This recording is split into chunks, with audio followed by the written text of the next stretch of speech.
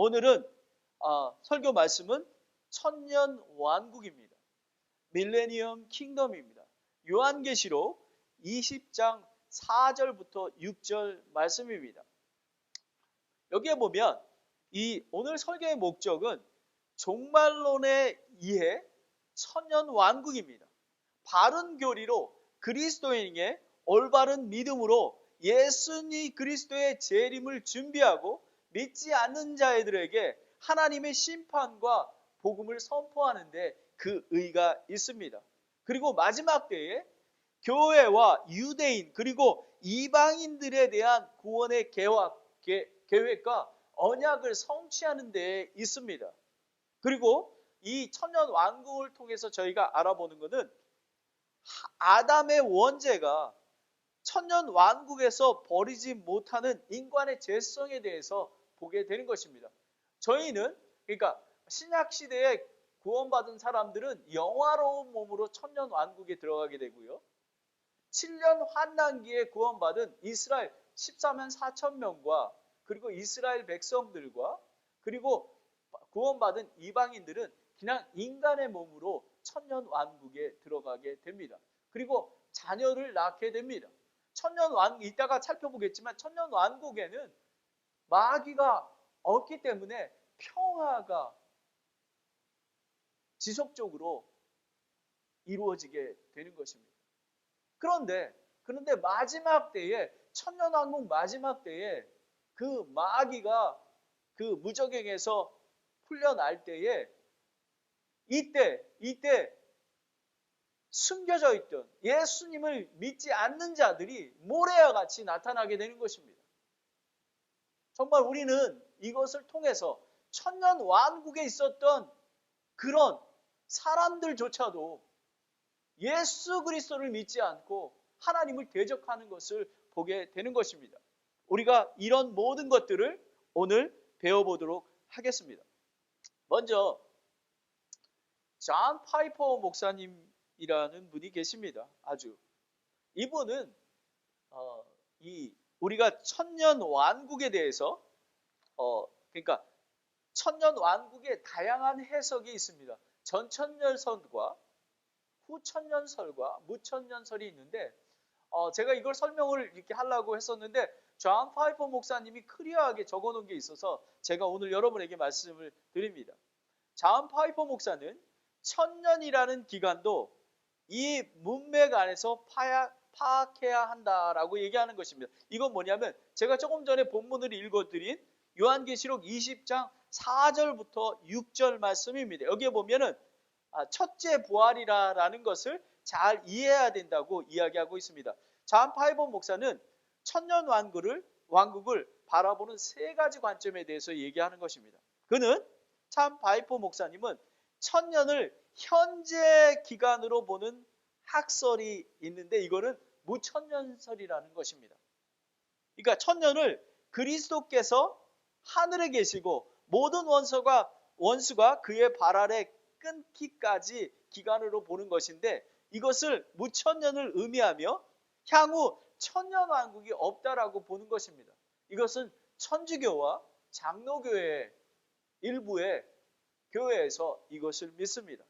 그리고 두 번째는 후천년설은 문자 그대로 예수님의 그리스도의 재림이 있기 전에 먼저 천년왕국이 임한다는 것입니다. 예수님이 천년왕국 끝날 때 재림이 일어난다는 것입니다. 현 시대의 종말에 가서 복음이 확장되고 이들이 믿는 것은 악이 감소가 되며 교회가 크게 부흥해 기독교적 이상 사회가 실현되는 세계를 의미한다라고 합니다. 이거는 개혁주의 그 장로교회에서 믿는 것입니다. 그런데 여러분 이 후천년설을 보면요, 지금 이 세계는 점점점 이렇게 선하게 변화가고 있습니까? 아니면은 점점 악한 세대입니까? 바로 이것입니다. 그리고 존 파이퍼 목사님은 또 이렇게 얘기를 합니다. 나는 전천년설을 붙들고 있다.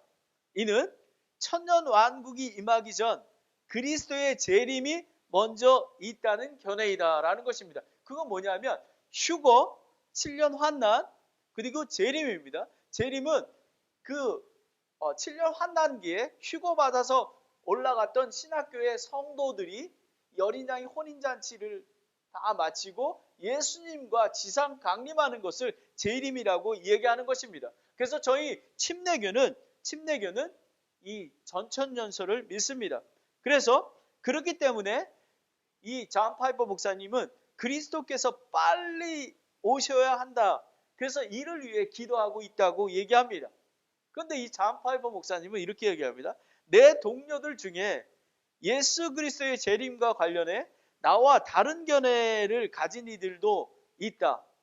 이 같은 이견 때문에 우정이 금이 가거나 하지는 않는다.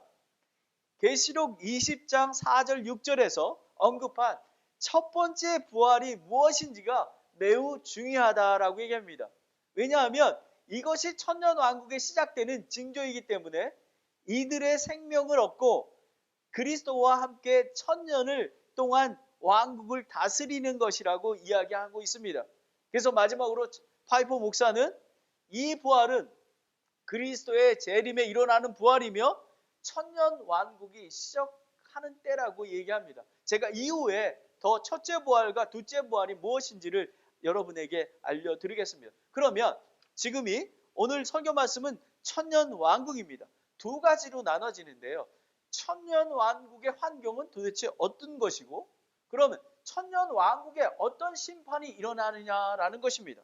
그러면 천년 왕국의 환경이 첫 번째, 천년 왕국은 왜 필요한가? 천년 왕국의 당위성이 있습니다. 첫 번째는 하나님께서는 자신이 하고자 했던 일, 이 땅에 왕국을 세우는 약속을 이루기 원하고 계신다라는 것입니다. 그리스도께서 이 땅에 왕국을 세워 오실 때 직접 땅에 내려오십니다.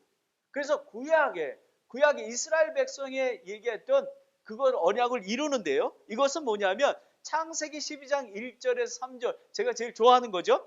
이 이스라엘의 강한 민족이 될 것이라는 것과 다윗으로부터 영원한 왕자가 세워진다는 것과 그 다음에 영존하는 왕국이 세워진다는 것입니다. 여기 보면 요한계시록 7장에서 8절에 보면 보라 그분께서 구름들과 함께 오시느니라 모든 눈이 그분을 보겠고 그분을 찌르는 자도 볼 것이요 땅의 모든 민족들이 그분으로 인하여 통곡하리니 참으로 그리하리로다. 아멘. 지금도 계시고 전에도 계시고 앞으로 오실 곧 전능자께서 이르시되 나는 알파요 오메가요 시작과 끝마치니라 하시니라 라는 것입니다. 예수님께서 재림할 때에 예수님께서 그 지상에 재림하실 때에 믿는 신약교회 성도들과 같이 내려오실 때 예루살렘에 내려오시게 되는 것입니다. 그리고 왜 천년왕국이 왜 필요하냐 하면 하나님의 공의와 화평이 이루어지는 때가 곧 천년왕국인 것입니다. 믿는 자들을 보상하기 위해서 그리고 죄와 부패의 속박을 구하기 위해서 이 영존하는 왕국이 필요한 것입니다. 이사야서 52장 7절에 보면 좋은 소식을 가져오고 화평을 선포하며 복된 좋은 소식을 가져오고 구원을 선포하며 시온에 이르기를 내 하나님께서 통치하신다라는 것입니다. 이 천년왕국 때에는 예수님께서 직접 통치하십니다. 그리고 신약시대에 믿었던 저희들과 그리고 환란기 때 믿었던 14만 4천 명과 그리고 또 이방인들과 또 구약시대에 하나님을 믿었던 그 이스라엘 백성들이 이 천년왕국에서 함께 통치를 하게 되는 것입니다. 그런데 한 가지 알아봐야 될 것 중에 하나 아까 말씀드린 거는요. 인간은 구원받지 않는 한 마귀의 자식이다라는 것입니다. 왜냐하면 인본주의자들의 불평 및 불만은 인간이 죄를 지을 수밖에 없다라는 것입니다. 인간은 죄를 지을 수밖에 없는 그런 환경이야. 그런데 천년왕국에는 마귀가 없기 때문에 완벽한 세상입니다. 근데 이 세상에서도 7년 환난기에 육신을 잃고 들어간 유대인과 이방인 중에서 그 난 자식들이 예수님을 마지막 때에 대적하게 되는 것입니다. 마귀가 없는 완전한 천년 왕국의 환경에서도 숨겨졌던 죄를 짓게 되는 것입니다. 요한계시록 20장 7, 8절에 그 천년이 다 참해 사탄이 자기 감옥에서 풀려나고 나아가서 땅의 사방에 있는 민족들 곧 곡과 마곡을 속이며 그들과 함께 모여 전쟁을 하게 하리니 그들의 수가 바다의 모래와 같더라. 여러분 믿겨지십니까? 사탄 마귀가 무정에서 풀려날 때에 하나님을 대적한 사람들이 바다의 모래같이 많았다고 하는 것입니다. 이런 것들이 천년 왕국의 필요성입니다. 우리는 예수님이 없으면 구원을 받을 수가 없는 것입니다. 내가 진리요 길이요 생명이신 예수 그리스도가 필요하다는 것을 알아야만 하는 것입니다. 두 번째는 천년 왕국의 특성입니다. 여러분 우리 브라이언 천년 왕국이 어떤지 아세요? 궁금하죠? 제가 지금부터 알려드릴게요. 천년 왕국은 거룩한 곳입니다. 천년 왕국은 거룩한 것뿐만 아니라 모든 것들이 다 거룩합니다.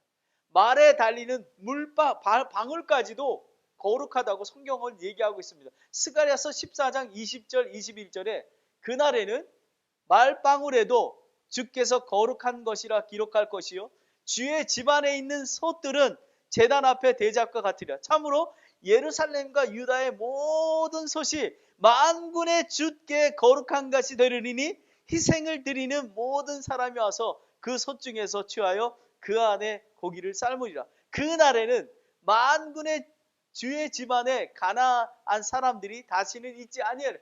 이 모든 것들이 이 안에 있는 천년 왕국에 있는 모든 것들은 거룩하다고 이야기하고 있습니다. 두 번째는 하나님을 아는 지식이 충만하다고 얘기합니다. 여러분, 우리 교회의 목적은, 우리 신학교의 그리스도인의 목적은 예수님을 아는 것입니다. 근데 예수님을 아는 것이 충만한 곳이라고 이야기합니다. 저는 원래 천년왕국에 가고 싶습니다.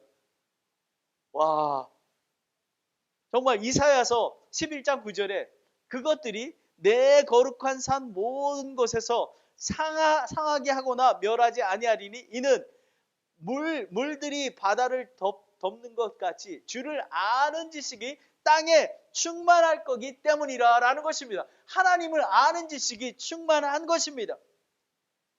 지금 우리는 하나님의 응답이나 음성을 듣기가 꽤 어려운 시대에 알고 있습니다.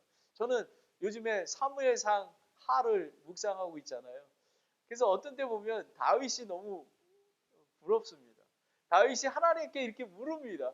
아버지 하나님, 제가 블레셋을 칠까요? 할 때, 자, 치라. 그리고 뽕나무 밑에서 바스락 소리가 나든 치라. 이렇게 이야기합니다. 이런 것들이 이 천년 왕국의 하나님과 정말 이렇게 하나님의 음성과 하나님과 교제하는 그런 시간을 갖게 되는 것입니다. 이사야서 65장 24절에 그때에는 그들이 부르기 전에 내가 응답하며 그들이 아직 말하는 도중에도 내가 들으리라 라는 것입니다. 물론 우리 교회 시대에는 하나님의 말씀을 주셔서 저희에게 또 기도할 수 있는 그 능력을 주셔서 하나님과 교제하게 됩니다. 근데 이 어렴풋이 교제하는 것이 아니라 완벽하게 하나님을 아는 지식이 완벽하다고 얘기하는 것입니다. 그리고 세 번째는 구원받은 다양한 성도들이 사는 곳입니다. 휴거를 받아 영화로운 몸을 입은 신학교의 성도들이 주님과 함께 내려와 통치를 하게 됩니다. 구약시대의 믿음으로 구원받은 성도들이 함께합니다. 다윗도 모세도 함께 이 천년왕국에 들어가게 되는 것입니다. 그리고 환난기에 구원을 받아 육신을 입고 그 안에 들어간 유대인과 이방인들이 사는 곳입니다. 에스겔서 34장 23절 24절에 나주는 그들의 하나님이 되고 내 종 다윗은 그들 가운데서 통치자가 되리라. 나주가 그것을 말하노라. 또 내가 그들과 화평의 언약을 맺고 악한 짐승들이 그 땅에서 그치게 하리니 그들의 광야에서 안전히 거하며 숲을 가운데서 잠을 자리라. 아멘. 이런 것이 천년 왕국인 것입니다.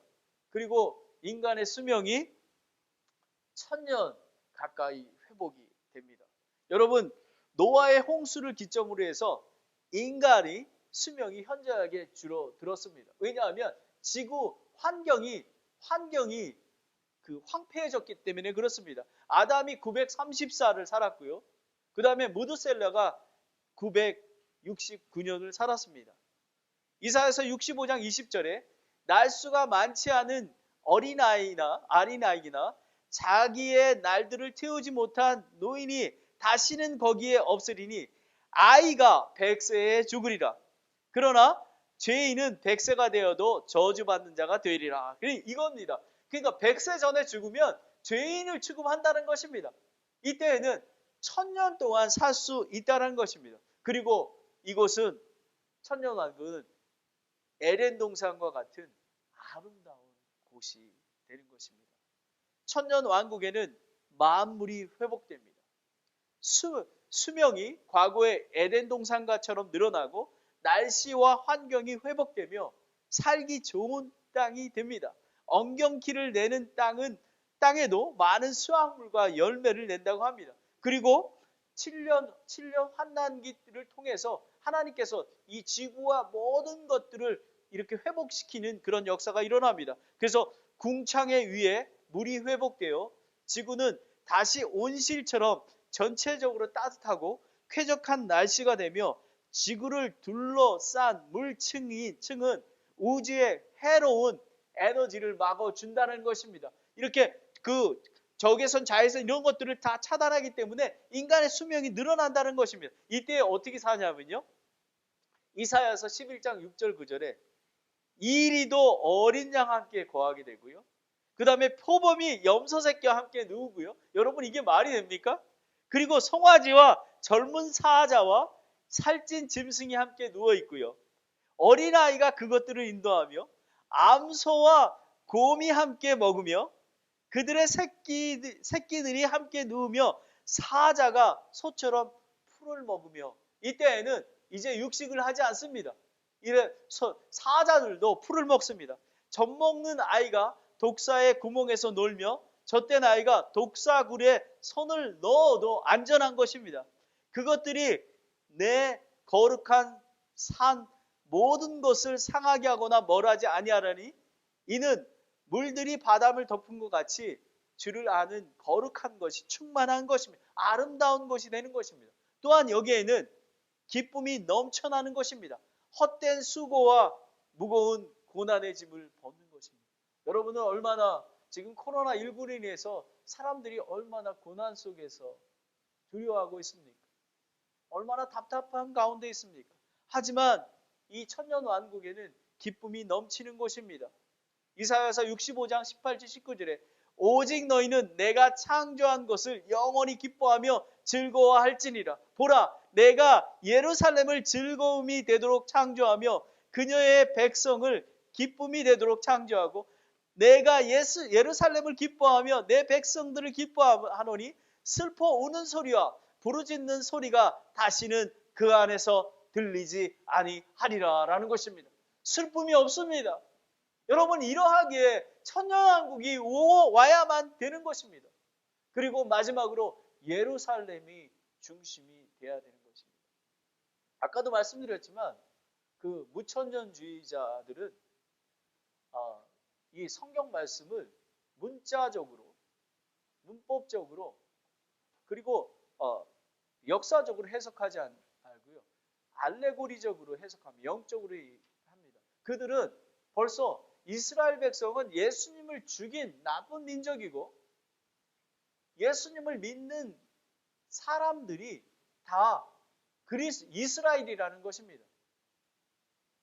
그래서 더 이상 천년 왕국이 더 이상 있을 필요가 없다는 것입니다. 그런데 성경 말씀은 예루살렘이 중심이 됩니다. 예루살렘이 천년 왕국의 중심이 되며 온 세계의 물이 근원이 된다고 얘기합니다. 그리고 구약의 제사장 제도가 회복이 되고 모든 민족들이 경배하러 예루살렘에 오게 되는 것입니다. 그 짐승의 피의 제사가 일어나는데요. 이것을 하는 이유, 저는 이거를 하다가 왜 구약 시대에 그 짐승의 그런 제사가 또 일어나지? 이게 좀 번거롭지 않나? 이렇게 했는데 제가 이렇게 하다 보니까요. 죄 사함의 필요성을 알게 하고요. 이 제사, 구약 시대 제사를 통해서, 그리고 예수 그리스도의 보혈의 피의 희생을 기억하게 하고요. 그리고 하나님께서 거룩하신 분임을 기억하기 위해서 그 대제사장 제도가 나타났다는 것입니다. 스가랴 14장 8절에 그날에 생수가 예루살렘에서 나가되 그의 반은 앞바다로 그것의 반은 뒷바다로 나갈 것이요 여름에도 겨울에도 그러할 것이라 라는 것입니다. 우리는 첫 번째, 우리 천년 왕국에서 천년 왕국의 환경은 어떠한 것이었는지, 그리고 천년 왕국에 왜 필요한 것인지, 하나님께서 이스라엘에게 약속하신 그 하나님의 영원한 왕국을 세우기 위해서, 또 믿는 자들에게 보상해 주시기 위해서 화평스럽고 평화가 있는 하나님의 천년 왕국이 있다라는 것입니다. 그리고 천년 왕국에는 거룩하고 하나님의 아는 지식이 충만하고 구원받은 다양한 성도들이 모여 살고 수명은 천년이나 되고 예전 동산같이 아름다운 곳, 기쁨이 넘치는 그 예루살렘 중심이 된다는 것을 우리가 알아봤습니다. 이제 마지막으로 두 번째는 천년 왕국 때의 심판입니다. 천년 왕국 마지막 때의 심판이 되는 것입니다. 첫 번째, 저희가 알아야 될 것이 첫째 부활과 둘째 부활입니다. 부활에는 첫째 부활과 둘째 부활이 있으며 그 둘 사이에 천년의 간격이 있습니다. 첫째 부활은 성도들의, 우리 믿는, 지금 신약교회 믿는 사람들의 생명의 부활이고요. 그 둘째 부활은 불신자들의 최후의 심판인 것입니다. 이것이 둘째 부활이라고 합니다. 다니엘서 12장 2절에 땅의 티끌 속에 잠자는 자들 중에 많은 사람이 깨어나 얼마는 영존하는 생명에 이르고 얼마는 수치와 영존하는 지옥에 이르며라고 얘기합니다. 그러면 첫째 부활의 첫 열매는 예수 그리스도와 구약 시대의 면목 성도입니다. 그러니까 첫째 부활의 첫 열매는 예수 그리스도입니다. 예수님 부활하셨을 때, 그리고 함께 있었던 그 죄수들이 나와 함께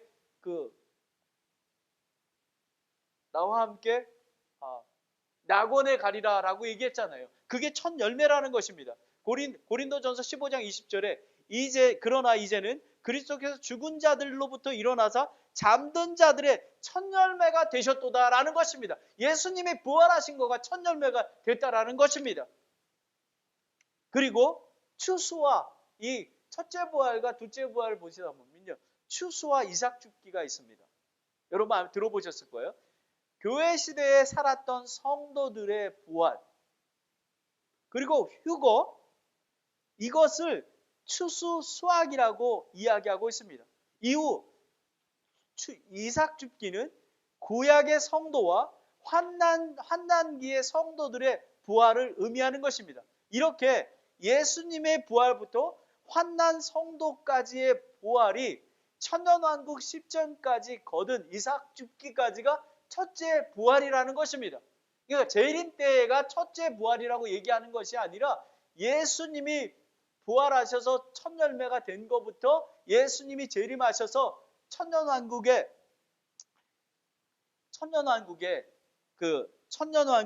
들어가기 전 때까지가 첫째 부활이라고 하는 것입니다. 구약 시대에는 하나님을 믿지 않는 자들, 신약 시대와 7년 환난기 때 예수 그리스도를 믿지 않는 자는 천년왕국의 끝에 부활하여 죄의 심판을 받는 것입니다. 이거는 뭐냐면 지금 구약 시대부터 지금 그 신약 시대 교회까지 예수님을 믿지 않는 자들, 그들이 언제 부활하냐 하면요. 그분이 지금 지옥에 있습니다. 하지만 그들의 영과 혼은 지옥에 있습니다. 하지만 천년왕국 마지막 때에 몸이 부활해서 다시 심판을 받게 되는 것입니다. 이것이 바로 둘째 부활이요, 둘째 사망인 것입니다. 인간은 죽으면 첫째 사망입니다. 무덤에 갇히게 됩니다. 바로 이것이 첫째 부활이요, 둘째 부활인 것입니다. 이것이 매우 중요한 것입니다. 요한계시록에 20장 5, 6절에 보면 그 나머지 죽은 자들은 그 천년이 끝날 때까지 다시 살지 못하였더라. 이것은 첫째 부활이라. 첫째 부활에 참여하는 자는 복이 있고 거룩하도다. 둘째 사망이 그들을 다스릴 권능을 가지지 못하고 도리어 그들이 하나님과 그리스도의 제사장이 되어 천년 동안 그분과 통치하리. 그러니까 첫째 부활에 참여하는 자는 복이 있다라는 것입니다.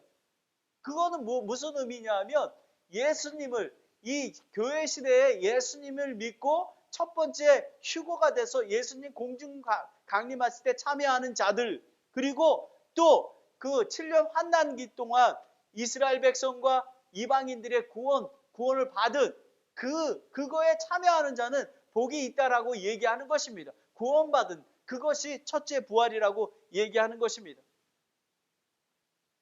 둘째 부활은 첫째 부활에 들지 못한 아까 말씀드린처럼 천년 왕국 후에 깨어나는 것입니다. 이것을 성경에서는 알곡이 걷어지기 전에 쭉정이가 불에 태우는 것입니다. 그래서 복음과 예수 그리스도입니다. 우리는 이 천년 왕국의 첫째 부활과 둘째 부활을 배우면서 깨닫는 것은 오직 복음과 예수 그리스도인 것입니다. 누구든지 세상의 원리를 주목하고 전능자에 간구하면 하나님께서 그들에게 복음을 주실 거라는 것입니다. 구원을 얻는다라는 것입니다. 로마서 10장 13절에 누구든지 주의 이름을 부르는 자는 구원을 얻는다고 하는 것입니다. 간절함이 필요한 것입니다. 저는 이 시간에 한번 점검해 봐야 될 것이 있습니다. 우리 자신들이 정말로 마음으로 믿어 의에 이르고 입으로 시인하여 구원을 받았는지를 확인해 봐야 되는 것입니다. 마태복음 7장 19절 21절에 좋은 열매를 맺지 아니하는 나무마다 찍혀 불 속에 던져지나니 그러므로 너희가 그들의 열매로 그들을 알리라. 내게 주여 주여 하는 자마다 다 하늘 왕국에 들어가지 아니하고 오직 하늘에 계신 내 아버지의 뜻을 행하는 자라야 들어가리라라는 것입니다. 오직 예수님입니다. 오직 구원자, 구산자, 구세주 대신 예수님을 믿어야 하는 것입니다. 케빈리 선생님이 월요일날 4월 20일 밤 11시에 임종을 하셨습니다. 저는 케빈리 선생님을 구원하기 위해서 얼마나 간절히 기도했는지 모릅니다. 그분이 돌아가시기 전에 하루는 제가 저녁에 6시에 집에 갔습니다. 그분이 자기 인생에 대해서 정말 말로 형용할 수 없는 그런 죄들과 모든 것들을 이야기합니다. 근데 6시간 동안 언제 이분에게 복음을 전해야 될지 제가 이렇게 막 긴장해 있습니다. 결국 밤 12시가 돼야 제가 복음을 전할 수가 있었습니다. 근데 그분이 이러십니다. 내가 언제 그 목사님이 그 예수님을 들고 나올지 내가 생각했었는데 이제 드디어 들고 나오셨군요. 근데 복음을 전했습니다. 근데 저는 안 믿습니다. 이러시는 것입니다. 그리고 돌아가시기 전에 돌아가시는 전 월요일 날 제가 다시 또 방문을 했습니다. 8시에 방문했습니다. 근데 이분이 인생의 이제 그 두 번째 2막을 또 설명을 합니다. 새벽 2시가 되었습니다. 2시까지 얘기합니다. 그리고 제가 긴장하면서 복음을 전합니다. 아주 자세하게 복음을 전했습니다. 그리고 저한테 질문을 하셨습니다. 저에게 물어보는 게 되게 많았습니다. 그래서 클리어하게 전했습니다. 그런데도 믿지 않았습니다. 그리고 돌아가시기 전에 그리고 있었는데 저에게 전화가 왔습니다. 수요일쯤에 전화가 왔습니다. 목사님, 월요일날 갔으니까 화요일쯤에 전화가 왔습니다. 목사님 혹시 글자 큰 거 잘 보이는 그 성경 말씀이 있습니까? 이렇게 물어왔어요. 그래서 네, 제가 한번 알아보겠습니다. 근데 마침 어떤 분이 저에게 그 성경 CD 있잖아요. 그걸 주셨어요. 그리고 제가 그 타겟에서 CD를 사서 준비를 하고 있었습니다. 근데 또 수요일쯤에 저한테 전화가 왔어요. 금요일 날이군요. 금요일 날 전화가 왔어요. 목사님 저 기도 마지막으로 기도 부탁드립니다. 이렇게 왔어요. 그래서 제가 네 알았습니다. 그리고 제가 5시쯤에 케비니 선생님을 뵈러 갔습니다. 근데 케비니 선생님이 이제 저에게 기도를 해달라는 거예요. 그래서 왜 기도를 부탁합니까? 그랬더니 마음이 평안할 것 같다라는 거예요. 그리고 벌써 어제 부인에게 자기가 갖고 있는 거 다 차는 어떻게 하고 뭐 공부를 어떻게 하고 다 얘기를 했다는 거예요. 그러면서 자기가 마음이 평안하고 싶다라는 거예요. 그래서 제가 이랬어요. 기도해서는 마음이 편안함이 없습니다. 오직 길이요 진리요 생명이신 예수 그리스도를 믿으셔야지 구원을 받을 수가 있습니다. 하나님께서 우리 케빈 선생님을 사랑하셔서 하나님이신 예수님을 이 땅에 보내주셔서 십자가에 달려 죽으시고 그분을 믿으면 그리고 3일 만에 부활하신 것을 믿으면 구원을 얻는다고 하셨습니다. 오직 길이요 진리요 생명이신 예수님을 믿어야 하는 것입니다. 목사님 저 하나님을 믿습니다. 하나님 아버지를 믿어서는 안 됩니다. 오직 예수 그리스도를 믿어야 하는 것입니다. 우리 케빈 선생님이 은행에 빚이 있습니다. 한 10만 불의 빚이 있는데 그거 빚을 갚기 위해서 은행에서 요구한 것이 있었습니다. 예수님이 발행한 책에 예수 그리스도의 이름이 사인이 있는 그 책을 가져와야지만 빚을 탕감해 줄 수 있다고 합니다. 바로 이것이 믿는 것입니다. 이제 그리고 생을 다하면 그냥 잠드는 게 아닌 것입니다. 천국과 지옥이 있습니다. 심판이 있습니다. 그랬더니 케빈 선생님은 저에게 이렇게 말을 합니다. 믿어야 되지 않겠습니까? 라고 얘기합니다. 아니 믿어야 되지 않겠습니까가 아닙니다. 믿으셔야 되는 것입니다. 머리로 믿는 것이 아니라 마음으로 믿어 위에 이르고 입으로 시인하여 구원을 얻는다고 했습니다. 그러면서 제가 돌아온 탕자에 대해서 얘기하는 것입니다. 많은 사람들이 교회를 다니고 있습니다. 그들이 정말 예수님을 믿는 것일까요? 그리스도, 복음을 믿는 것일까요? 이 복음을 믿지 않으면 머리로 오케이, 내가 믿어주지. 내가 복을 받기 위해서 예수 그리스도를 믿을 거야. 이게 아닌 것입니다. 돌아온 탕자처럼 철저하게 자기가 죄인임을 깨닫고 아버지, 저는 하늘에 그리고 아버지께 죄를 지었습니다. 아들이라 부르지 마시고 종이라 불러주시기 원합니다. 이런 철저한 회개와 예수님을 믿는 거가 있어야 되는 것입니다. 그리고 제가 믿겠습니까? 다시 물었습니다. 근데 대답을 안 하십니다. 이분은 말을 그렇게 쉽게 내뱉지를 않습니다. 사실은 이분이 성경 말씀, 그 성경책을 갖다 달라고 기도해 달라는 것은 기적입니다.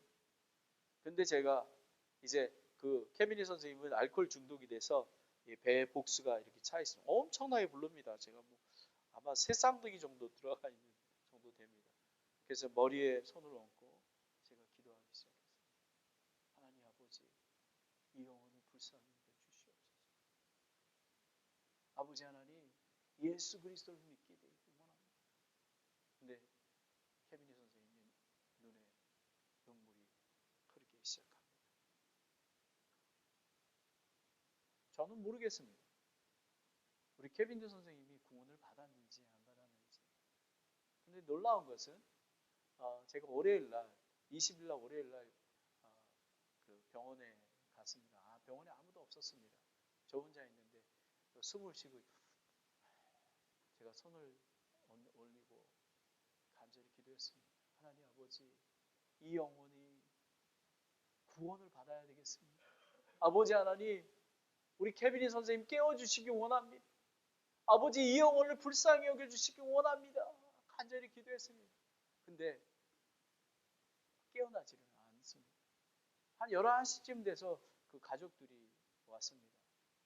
가족들이 오고, 근데 딸이 이렇게 얘기를 했습니다. 목사님이 가신 다음에 그 CD하고 갖고 와서 아빠가 얼마나 기뻐했는지, 그리고 목사님에게 정말로 감사한다고 그렇게 말씀을 하고, 그때부터 이 응급실에 올 때까지 계속 하나님 말씀을 듣고 있었습니다. 그리고 자기가 마음이 평안하다고 그렇게 했습니다. 제가 기도를 하고 제 마음은 안타까운 마음이 있었습니다. 제가 생각하는 거대로 정말 확신으로 입으로 시인하여, 마음으로도 의에 이르고 입으로 시인하여 구원을 얻었으면 좋겠다는 마음이 있었습니다. 그러고 나서 이제는 마지막으로 기도를 하고, 근데 저는 믿을 수가 없었습니다. 계속해서 숨이 멎어 이제 곧 의사가 와서 이제 사망 진단을 했습니다. 저는 계속해서 우리 가족들은 같이 이렇게 만지고 있습니다. 근데 그 부인께서 이렇게 목사님, 우리 그 애아빠가 되게 얼굴이 평안합니다. 그래서 그렇게 느껴졌습니다. 저는 모릅니다. 근데 제 마음에 평강이 있었습니다. 제가 소망하는 것은 우리 케빈이 선생님이 제가 예수님이 오실 때, 휴거 때에 우리 공중에서 케빈이 선생님을 만나기 소망합니다. 저는 하나님이 아니기에 모릅니다. 하지만 중심을 보신 하나님께서 우리 케빈이 선생님이 정말로 마음속으로 예수 그리스도를 삶의 구주로 죄인임을 회개하고 고백했다면 천국에 가 있을 것입니다. 천년 왕국에도 같이 들어갈 것입니다. 바로 우리는 이 천년 왕국의 첫째 부활과 둘째 부활을 통해서 깨달아야 되는 것은 오직 길이요 진리요 생명이신 예수 그리스도가를 믿어야지만 구원을 얻는다는 것입니다. 마지막으로 이제 곡과 마곡의 전쟁이 일어납니다. 천년 왕국 마지막에 곡과 마곡은 하나님을 반역하고 마귀의 뜻을 따르려는 자들이 모아 연합금처럼 무수히 바다의 모래처럼 많은 자들이 일어납니다. 정말 믿을 수가 있습니까? 여러분, 천년 왕국 동안 함께했던 그 환난기에 구원받은 자들이 낳은 자식들이 바다의 모래처럼 하나님을 대적하라고 일어나는 것입니다. 인종과 모든 민족들이 연합해서 군대의 침략자요. 이건 곡이라는 것은 이름인데요.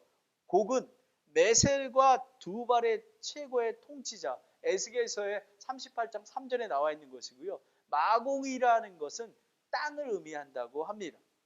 그래서 여기에서 요한계시록 20장 7절에서 10절에 그 천년이 다 참에 사탄이 자기의 감옥에서 풀려나고 나가서 땅의 사방에 있는 민족들 곧 곡과 마곡을 속이며 그들과 함께 모아 전쟁을 하게 하리니 그들이 수가 바다의 모래 같으리라. 그들의 땅의 넓은 곳으로 올라가 성도들의 진영과 그 사랑받는 도시를 에워싸매 불이 하늘에서 하나님으로부터 내려와 그들을 삼키고, 전장이라 해서 포가 쏘고 이러는 게 아니라요. 하나님의 전능하신 예수님의 하나님의 불이 내려와 그들을 순간에 그냥 불로 삼켜버립니다. 그리고 그들을 속인 마귀와 마귀가 불과 유황못수에 곧 그 짐승과 거짓 예언자가 있는 곳에 던져져서 영원히 밤낮으로 고통을 당하게 되는 것입니다. 원수 사탄 마귀는 이 마지막 전쟁 이후에 불호수에 던져져서 영원히 꺼지지 않는 곳에서 극렬한 극심한 심판을 보게 되는 것입니다. 곡과 마곡의 전쟁과 마지막으로 백보자의 심판입니다. A Great White Throne. 둘째 부활과 둘째 사망이 이루어지는데 구원받은 성도들은 여기에 해당되지 않습니다. 휴거돼서 예수님과 올라갔기 때문에 모든 시대를 통해 하나님을 믿지 않는 모든 죄인들이 이 백보자 심판에서 형량을 선고를 받고 영원히 불호수에 떨어진다는 것입니다. 저는 소망하기에는 우리 케빈이 선생님이 그리고 아직 믿지 않는 우리 어머니가 구원받아서 이 마지막에 백보자의 심판을 받지 않는 것을 소망하는 것입니다. 요한계시록 20장 11절 15절에 또 내가 크고 흰 왕자와 그 위에 앉은 분을 보니 땅과 하늘이 그분의 얼굴을 피하고 물러가고 그것들의 자리가 보이지 아니하더라. 또 내가 보매 죽은 자들이 작은 자나 큰 자나 할 것 없이 하나님 앞에 서 있는데 책들을 펴고 또 다른 책을 펼쳤으니 곧 생명책이라. 구원받은 자들의 생명책인 것입니다. 죽은 자들이 자기 행위에 따라 죄들의 기록된 것들과 근거하여 심판을 받더라. 바다가 자기 속에 있던 죽은 자들을 내주고 또 사망과 지옥도 자기 속에 있던 죽은 자들을 넘겨주매 그들이 각각 자기 행위에 따라 심판을 받았고 사망과 지옥과 불호수에 던져졌더라. 이것이 둘째 사망이라. 누구든지 생명책에 기록된 것으로 드러내지 않는 자들은 불호수에 던져졌더라 라는 것입니다. 여러분, 저희가 왜 전도해야만 합니까? 왜 예수 그리스도 올 거를 준비하며 신부로서 준비를 해야 되는 것입니까? 왜냐하면 하나님이 예비해 놓으신 약속하신 천년 왕국이 있기 때문에 그렇습니다. 잃어버린 영혼들을 위해서 케빈이 선생님처럼 정말 어둠 가운데 있던 사람들에게 복음을 전해야 되는 것입니다. 오직 예수 그리스도이신 것입니다. 진리요 생명이신 예수님인 것입니다. 사도행전 4장 12절에 다른 사람 안에는 구원이 없나니 하늘 아래에서도 우리를 구원할 다른 이름을 주지 아니하셨노라 라는 것입니다. 여러분, 하나님의 공의와 평화가 이루는 거룩한 곳, 바로 이것이 천년 왕국입니다. 천년 왕국은 하나님의 약속이기 때문에 꼭 필요한 필요성이 있습니다. 그리고 하나님의 왕국의 특성은 거룩하고 죄가 없고 완벽한 이 에덴 동산과 같은 아름다운 하나님과 교제 나누는 그리고 하나님 아는 지식이 충만한 그곳인 것입니다. 하지만 마지막 때에 둘째 부활과 둘째 사망이 있는 것을 기억해야만 하는 것입니다. 곡과 마곡의 전쟁, 그리고 백보자의 심판, 예수 그리스도를 믿지 않는 자는 마지막에 심판을 받게 되는 것입니다. 영원히 그 불호수에 던져지게 되는 것입니다.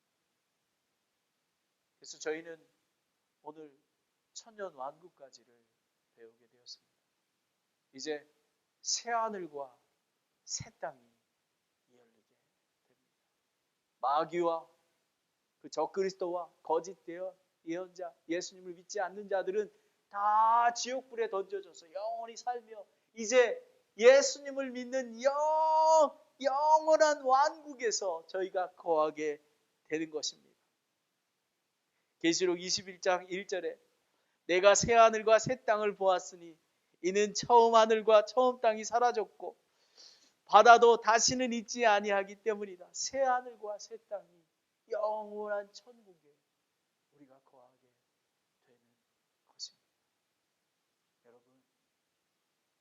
오직 예수 그리스도입니다. 지금이 받아주시는 때요, 구원의 날입니다.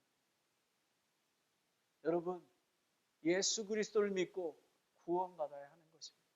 여러분의 친척과 여러분의 친구와 여러분의 이웃은 어떻습니까? 여러분의 부모님은 어떻습니까?